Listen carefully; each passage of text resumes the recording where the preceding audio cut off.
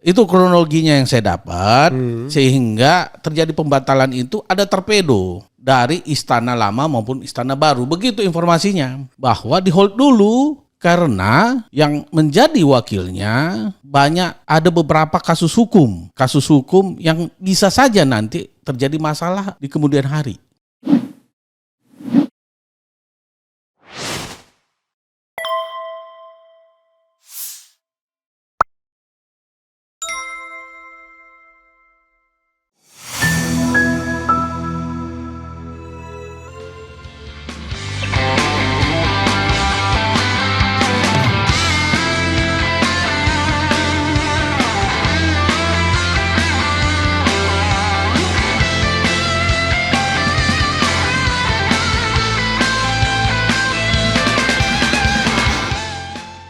Oke, itu yang kita dapat informasi. Kemudian yang menariknya itu ada utusan menyampaikan bahwa terjadi di hold dulu. Utusan itu siapa? Ya, utusan dari PDIP. Ya, kemungkinan itu karena penghubungnya itu adalah Said Abdullah dan Ahmad Basarah. Ya, saya tidak diberitahu siapa yang menyampaikan kepada Pak Anies bahwa di hold dulu karena ya yang menjadi wakilnya ada beberapa kasus hukum. Ya, kasus hukum yang bisa saja nanti terjadi masalah di kemudian hari. Ya, kasus hukumnya itu adalah baik itu di Banten, ya Bang Banten, maupun kasus-kasus dengan Ratu Atut waktu itu. Dan saya coba konfirmasi, saya cek, memang benar 2020 itu memang beliau mengakui ada menerima uang sebesar 7,5 miliar dari Wawan untuk keperluan pemenangan pilkada. Ya, yang Wawan jelas itu suaminya Airin ya. Suaminya Airin, adiknya Ratu Atut. Ya. Ya, dan itulah kasusnya. Itu 2020. Nanti kita bisa cek, nanti Bang RH bisa tampilkan. Itu alasannya di hold. Nah, tetapi dari pihak kita yang mendengar itu merasa ini ada kebenaran, ada positive thinking kan, berarti mereka harus mencari pengganti. Oke, makin sore, makin liar informasi bahwa Pramono Anung dengan Rano Karno, ya kan? Kita positive thinking saja, sembari memang melihat keadaan, begitulah yang terjadi. Yang jelas bahwa kita pun sudah mencuriga, kenapa tiba-tiba? Karena memang sudah dikatakan pada hari H itu akan deklarasi, tapi tiba-tiba di hold. Kalau memang itu alasannya, kecil kemungkinan itu jadi masalah. Kenapa? Mungkin masalah di kemudian, karena memang perilaku selama 10 tahun kepemimpinan rejim ini Mulyono ini memang kan pejabat-pejabat itu dibuat sandera semua kan, sandera-sandera hukum begitulah. Jadi orang itu disandera oleh hukum, itu adalah stylenya dia gitu. Dan ini nanti dikhawatirkan akan menjadi sandera lagi gitu. Dan kita positive thinking ya kan, daripada nanti Pak Anies akan jadi masalah. Oke lah gitu. Kita tunggu apakah memang diganti dengan Pramono, nggak apa-apa gitu, seperti itu. Tapi makin ke sini saya tanya besoknya, makanya saya bilang tanggal 25, tanggal 26 itu saya tanya, ada perkembangan nggak dari PDIP? Nggak ada. Nggak, tanggal 26 itu yang Anies datang ke DPP PDI. Oke, nggak apa-apa ya. Itu. Jadi seperti itu saya tanya harinya bagaimana. Tanggal 26 itu Senin. Ya, pokoknya tanggal 27 pendaftaran kan? Ya, pendaftaran. Nah, mulailah. Saya malamnya itu sebelum pendaftaran ditelepon sama elit PDIP. Gitu. Ketua katanya, kenapa? Ini jagoan kita kok berubah ini? Kok Pramono Anung? Kalau Pramono Anung, ya itu mah paket kalah katanya. Karena kita mengharapkan Anies bisa kita dukung supaya itu kekuatan kita melawan Mulyono. Itu informasi yang saya dapat dari elit PDIP. Gitu. Karena memang Pak Anies ini adalah punya kekuatan. Artinya apa? PDI punya kekuatan dan masa Pak Anies ini punya kekuatan. Yang kemarin di pilkada itu walaupun kita kalah kan hanya kalah sedikit sekali. Jadi kalau ditambahkan dengan masa PDIP, maka kemungkinan besar menang itu sangat besar. Apalagi masa Persija juga nggak mau menerima RK di Jakarta, itu jelas kan, gitu. Itu 3,5 juta dan itu sangat sangat berisiko untuk ya di pihak sana untuk kalah. Nah, pertanyaan kita, siapa yang melakukan yang minta pembatalan kan begitu pada hari H. Ini kan kita bukan pada hari H itu tanggal 26 ya. Pada hari H saat di DPP PDI, Ya, itu 26, kita langsung baca 26. berita Ya. bahwa KPK mau mentersangkakan atau mau apa keponakan itu yang keluar, keponakan Mrs. P kalau kata Bang Refli, Mrs. P mau ditersangkakan. Mrs. M. Bukan. Oh, Mrs. P, ya. P. Ya. Anaknya M begitu. Ya. Okay. Nah, suaminya pasti terikat kan karena memang itu bukan isu biasa lagi, itu sudah isu liar yang semua orang juga tahu permainan bisnisnya di oil dan gas. Artinya memang pemerintahan sekarang atau rejim sekarang memang menggunakan itu sebagai bahan untuk kalau bandel, gue ungkap nih, itu udah cara-cara lama sebenarnya. 30 tahun yang lalu pun sudah begitu sebenarnya. Tapi ini kan sudah dimainkan lagi selama 10 tahun ini, begitu Bang RH. Ya. Itu kronologinya yang saya dapat, sehingga terjadi pembatalan itu ada torpedo dari istana lama maupun istana baru, begitu informasinya. Nah, apa kepentingannya? Tentunya kalau saya katakan, saya ini kan orang partai politik, sudah banyak melihat tipe-tipe pemimpin lah. Buat orang memang Anies ini harus dijegal. Buat orang. Tapi kalau sebelum Anies dijegal begitu, ada lagi nggak informasi yang Anda dapatkan dari siapa yang Anda tahu itu? Kalau informasi pembatalan itu yang saya dapatkan itu alasannya, ya kenapa? Tentunya ada kepentingan. Biasanya kan begitu, ancam, ya nggak kasih gula atau gua ancam, ya kan mau dikasusin. Ya ada juga kepentingan lebih besar. Ya yang beredar sekarang itu adalah apa? Undang-undang MD3. Kalau nggak nurut, undang-undang mau diubah. Kan sekarang begitu gayanya. Dan Puan ya bisa saja nggak jadi ketua DPR RI. Nah pastinya pada saat Pak Anies mau diputuskan jadi calon gubernur, yang menurut semua pengamatan orang itu pasti menang. Dan ini sangat berbahaya kepada orang yang akan mau melanjutkan, ada anaknya yang mau nanti naik, ada ketua parpol lain juga yang anaknya dia dorong-dorong gitu. Karena saya juga ditelepon terus sama orang elit partai juga, partai lama saya gitu. Saya ditelepon terus, satu hari itu bisa 3 kali. Nggak apa-apa di spill partainya, yang penting orangnya enggak.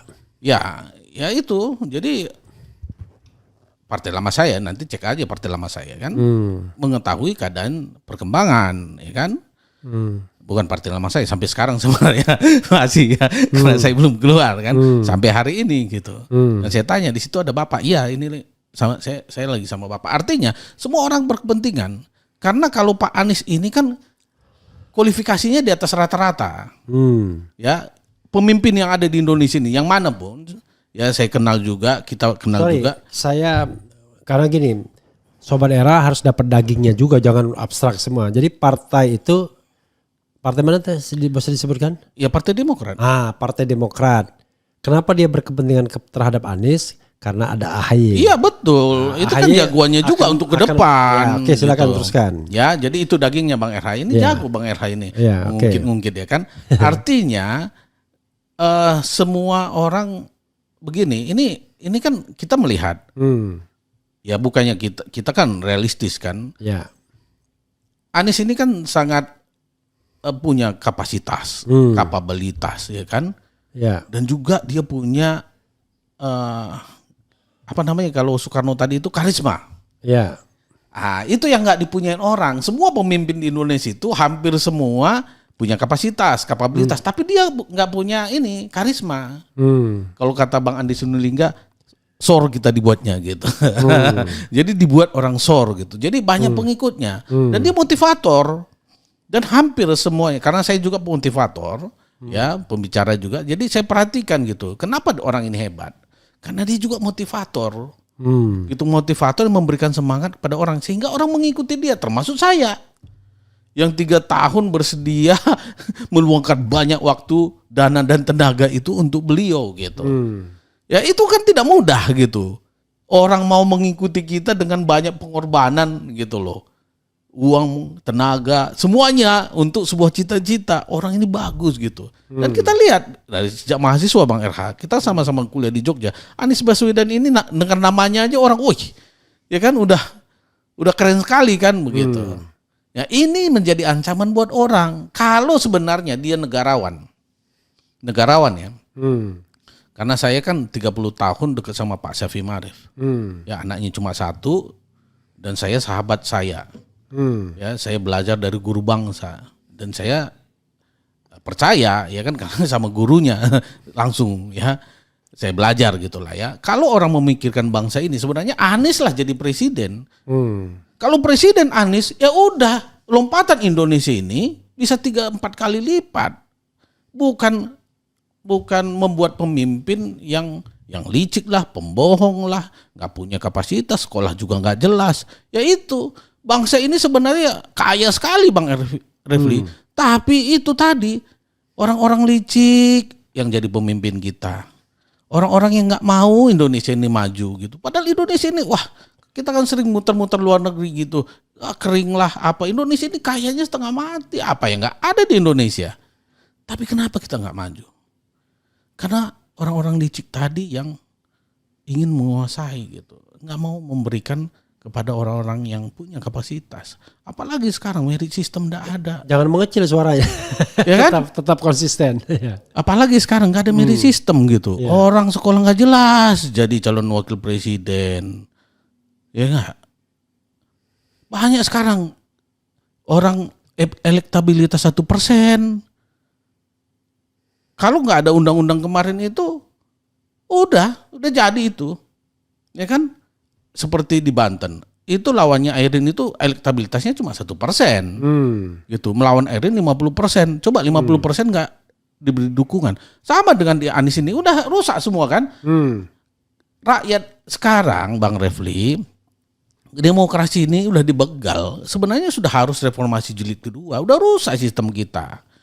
Soalnya bangsa ini hanya dikuasain oleh yang nggak kurang dari 10 ketua partai yang besar-besar itu. Jadi nggak ada demokrasi. Orang nggak perlu punya kapasitas apa-apa bisa memimpin bangsa ini. Yang penting mereka setujui. Jadi bangsa ini, rakyat ini nggak ada lagi gunanya. 10 partai aja. Jadi diberikan lu pilih sendiri gitu. Jadi kalau memang sebenarnya kalau kita mau bangsa ini besar, ya bangsa yang punya kapasitas pemimpinnya, ya kan punya pendukung. Ya memang dilihat kerjanya. Ya seperti Anies, kalau hari ini pilkada, kalau Anies masuk itu udah 40%. Ini menurut survei yang 40-50. Ini menurut survei yang kredibel gitu. Artinya dialah harusnya jadi pemimpin gitu. Tapi itu nggak diberikan.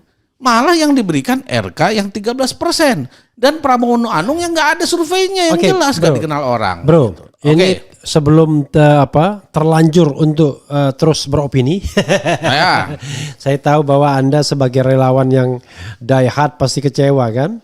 Cuma kira-kira ya menurut informasi, sekali lagi menurut informasi yang Anda dapatkan, kira-kira kenapa, kan begini, ketika Anies datang pada tanggal 26 duduk berdampingan sama Rano Karno, kan nggak mungkin ujuk-ujuk datang sendiri kan? Enggak lah, kalau nggak diundang orang ngapain ya, pasti datang? Diundang. Cuman masalahnya, pertanyaan saya, dia diundang sepengetahuan Bu Mega nggak? Itu dulu jawab. Menurut sepanjang yang Anda tahu. Haruslah orang sudah datang ke DPP kok. Enggak. Itu kalau harus itu kan berarti Anda nggak tahu. Maksudnya Nggak tahu. Nggak tahu ya? Nggak tahu. Oke. Tapi logika saja. Ya nggak apa-apa. Ya ulah dong, logikanya saja coba. Enggak. Maksud saya, apakah diundang sepengetahuan Bu Mega? Anda nggak tahu ya? Nggak tahu. Nggak tahu. Nanti ya? kita tanya ini itu gampang. Ya, malam ini juga kita bisa, tapi nantilah ya tanggal 29 biasanya kan begitu. Bukan penonton tuh nontonnya sekarang. Bukan, kan Bang Hera juga akan dekat sama Pak Anies dan itu memang diungkap setelah nanti gitu loh. Oke. Itu kan. Pertanyaan berikutnya yang juga saya pengen tahu ya, dan Sobat Era juga pengen tahu, siapa yang mengundang Anies datang ke DPP itu, yang menyampaikan undangan itu? Ya penghubung lah. Penghubung itu Said Abdullah dan ini ya dan Ahmad Basarah dan itu yang udah mungkin lebih sebulan itu yang melakukan komunikasi dan itu jelas banyak jejak digitalnya. Masinton juga memberitahu karena beliau kan yang pemenangan. Oke. Ya, jadi sudah memberitahu bahwa mereka ditugaskan dua-duanya untuk melakukan komunikasi dengan Pak Anies. Oke, jadi Anies nggak ngarang-ngarang sendiri datang begitu ya? Ya nggak bisa, malu lagi, nggak pakai logika kan? Makanya nggak, kita ini kan juga harus ke publik kan. Iya. Nah sudah diundang, katanya kan mau deklarasi jam 11. Iya. Lalu pengumuman seni jam 1 untuk yang lain-lainnya juga kan. Betul. Nah pada waktu itu sebelum jam 11 itu kok tiba-tiba Megawati berubah, ya kan? Berubah pikiran, tidak mengumumkan, di hold, ya kan begitu? Ya. Jam 11 tidak diumumkan, jam 1 tidak diumumkan dan tidak ada Aniesnya di situ, bahkan yang ada adalah Airin yang dimarah-marahin itu kan? Betul. Apa informasi yang Anda dapatkan pada waktu itu? Kenapa kemudian di hold dan akhirnya ujungnya nggak jadi?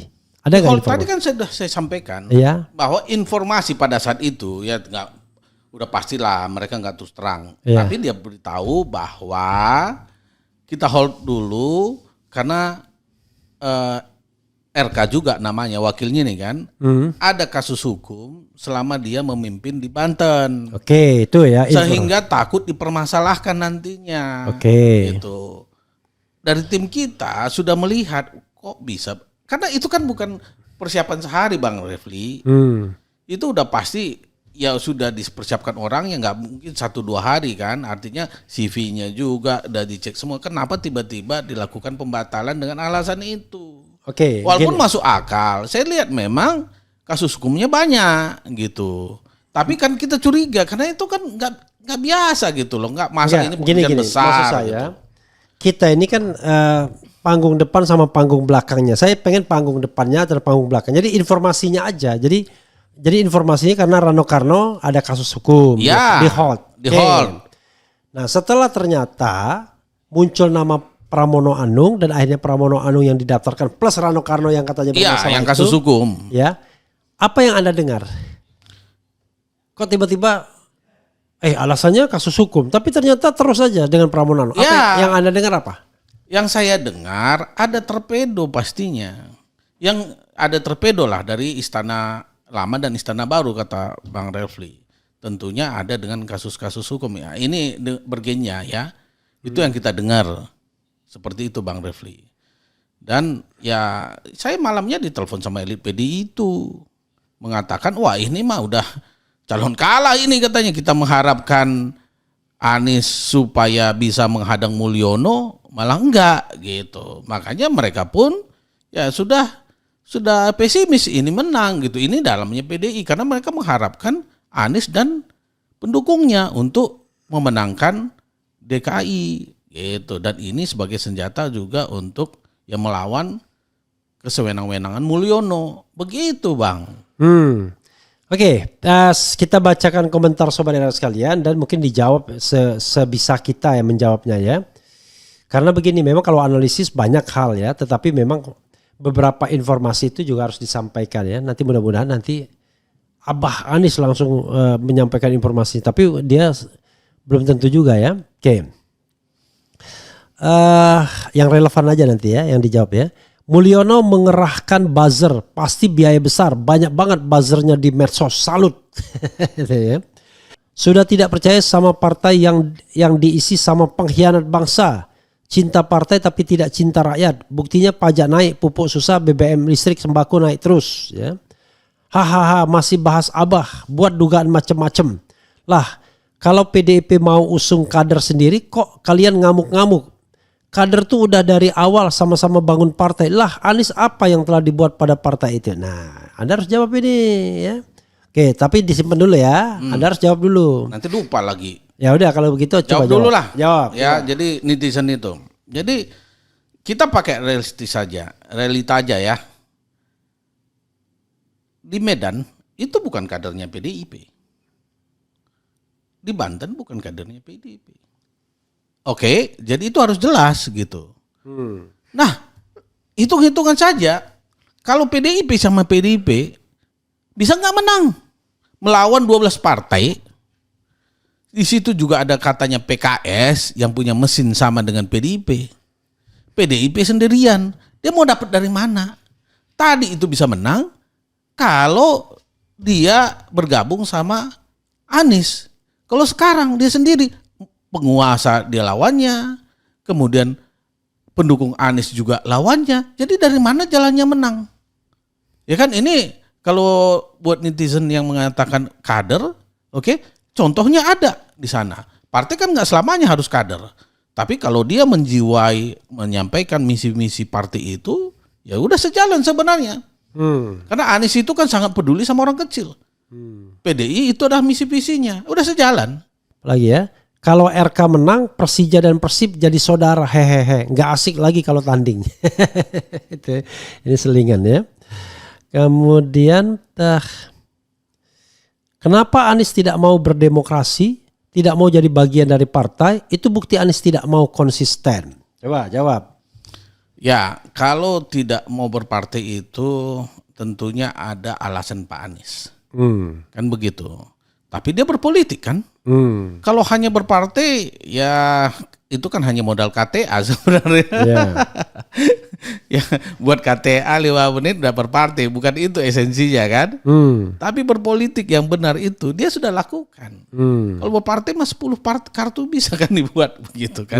Ya, itu yang saya jawab ya. Beliau itu sudah berpolitik, sudah menjalankan tugas-tugas politik. Maksud mereka bukan itu.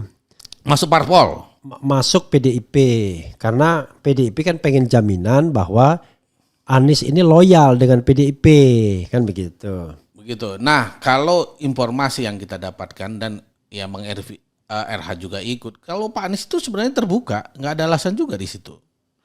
Bang RH kan juga pernah ketemu saya kan di sebuah meeting kecil dan itu Pak Anies terbuka sebenarnya. Jadi itu bukan alasan itu. Terbuka untuk masuk partai kan? Oke.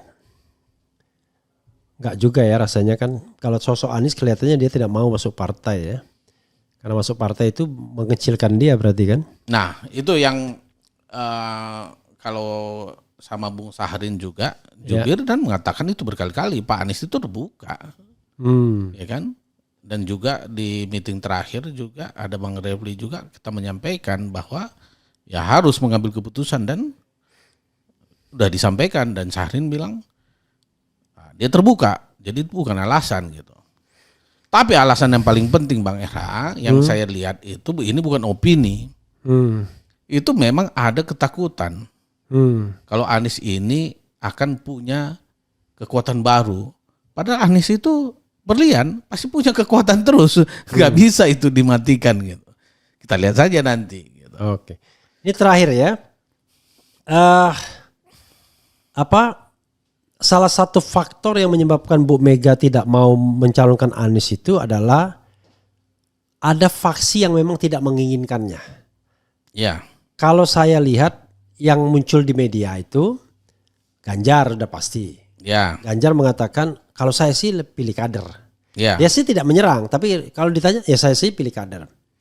Kemudian Ahok dari awal mengatakan nggak mungkin PDIP mencalonkan Anies. Ya. Ya karena beda kan begitu. Betul. Dan PDIP mendahulukan kader kan begitu. Kemudian Jarod Saiful Hidayat maju mundur, main ini dia, twisted dia, main plot twisted dia. Nah, Tapi memang ada yang pro banget tuh Said Abdullah. Kemudian Ahmad Basara gitu, Masinton gitu. Nah, kemudian apa yang Anda lihat Deddy Sitorus, orang-orang yang mau melawan. Apa yang Anda lihat ketika kemudian faksi ini kemudian sepertinya lebih mempengaruhi Bu Mega. Tapi lucunya juga tidak juga Ahok yang dipilih. Karena Ahok kan nomor 2 itu elektabilitasnya setelah Anies di atas RK. Tapi yang dipilih orang yang sama sekali nggak dikenal. Yang kata Anda paket kalah. Silakan. Nah, Bang RH, jadi saya pun tahu itu di PDIP itu pasti ada faksi kan, faksi yang setuju sama nggak setuju. Itu wajar aja di mana organisasi ada. Tapi kalau kita lihat yang tidak setuju itu semuanya yang berhubungan ada persaingan dengan Pak Anies. Ya, seperti ini Ganjar itu dia bersaing dengan Pak Anies di Pilpres. Sakit hati, ya kan? Sakit hati sih enggak, tapi karir politik ke depan. Ya kalau kita lihat, kita kan di orang organisasi. Anies Ganjar itu bukan calon pemimpin, ya kan? Pemimpin itu kan diikutin orang. Kalau kita sombong aja nggak mungkin bisa memimpin. Ya pemimpin itu diikutin orang, nggak mungkin bisa diikutin orang banyak, gitulah ceritanya. Dan kita tahu ya karakternya, dan semua orang juga bilang begitu, orang PDI pun bilang begitu gitu. Nah Ahok, ya kan, Ahok juga ada konflik dengan Pak Anies di DKI. Dan karakternya juga bukan karakter pemimpin. Ya nggak akan mungkin diikutin orang kalau orang kasar. Ya itu umum saja, kita nggak ada faksi manapun, ini teori leadership sebenarnya. Nah jadi hampir semua itu mendukung Pak Anies karena PDIP itu kan merasa dijolimin dan dia tidak punya kekuatan, tidak ada yang muncul, dan Pak Anies inilah muncul dipersatukan oleh keadaan, sama-sama dijolimin oleh kekuasaan. Dan Pak Anies ini juga adalah mantan jubir Jokowi juga, sama dengan Bang RH di 2014 gitu. Bukan orang yang kanan kiri. Oh, saya tidak, belakang. Saya belum pernah jadi jubir. Nggak jubir, tapi ya pendukung Jokowi nggak juga. Belakang lah, ya nggak, dihukum aja. Enggak juga. Saya pada waktu itu orang pengamat, tapi saya punya preferensi pada Jokowi. Ya, tapi kira-kira begitulah. Tahun 2014 ya. Bukan pendukung, tapi bukan pendukung. Paling tidak referensinya ke situlah. Ya, gitu. Preferensinya lebih sukanya ke Jokowi gitulah. Banyak saya lihat begitu. Nah, begitu Bang RH. Jadi di faksi di dalam itu sebenarnya mayoritas itu maunya Anies. Sebenarnya nggak pengaruh. Bang RH harus lihat karakter Bu Mega itu anak buah itu nggak pengaruh. Kontemplasi sama ya itu tadi pasti ada torpedo itu mau anak kita yang sekarang ini kan masalahnya kalau sudah hubungan darah Bang Era. Kalau hubungan darah yang udah ditorpedo kan berat. Gitu. Kalau logika politik, logika pertandingan ya memang sama Anies lah. Dia punya pasukan banyak, sistemnya sudah berjalan setelah Pilpres. Dan sudah diakui oleh PDIP gitu. Ya sekarang siapa? Orang PDIP pun juga lemes. Ya kan? Ini paket kalah katanya. Paket dari mana menangnya? Hitung-hitungan dari mana? Benda ada menangnya kok. Apalagi kalau nggak didukung sama ini pendukungnya Anies. Tapi memang mereka kan pengen tidak ingin berpikir menang itu Ibu Mega kayaknya. Ya sudah. Ya kan? Kesannya kan? Memang nggak mau menang ya sudah kan? Mau gimana lagi? Padahal itu dari mana mereka ini gitu? Dari mana mereka reboundnya? Padahal kalau mereka pilih, saya udah berulang kali katakan bahwa kalau dia pilih Anies, maka pendukungnya pun semuanya saya bawa untuk mendukung Anies, mendukung PDIP. Kurang apa lagi coba? Dan itu dia tidak lakukan. Berarti dia tidak menghargai kita gitu. Dan dia tidak mau besar juga. Mau segitu aja. Ya sudah kan? Karena sudah berapa kali saya sampaikan di TV. 1015 ketua relawan Anies itu siap menjadi kader PDIP. Kurang apa lagi coba? Yang tadinya di PKS. Yang tadinya apa ya. Banyak itu kan. Dan menurut survei 95% pendukung Pak Anies PKS itu dia mendukung Anies, kan begitu. 94% itu pendukungnya PKS itu yang tetap memilih Anies. Artinya mereka pun siap pindah partai kalau seandainya PDI. Dan mungkin itu dilihat penguasa. Ya, itu jadi ancaman. Begitu Bang Refli. Oke. Ya, saudara sekalian ya. Memang kalau kita bicara tentang panggung belakangnya, tidak ada a single stream ya, atau a single cause ya yang menyebabkan bahwa akhirnya Megawati tidak memilih Anies tetapi memilih Pramono Anung, tidak juga memilih Ahok. Faktor Mrs. P mungkin salah satu sebabnya, tapi mungkin faktor mendekati Istana Baru juga penting juga kan? Penting. Karena kalau Anies yang dimajukan, Istana Baru nggak happy. Ya dong, Iya. se Jakarta. Oke, saudara sekalian, itu saja. Makasih Bro Iwan ya. Makasih banyak. Selamat siang Bro. Oke. Wassalamualaikum warahmatullahi wabarakatuh.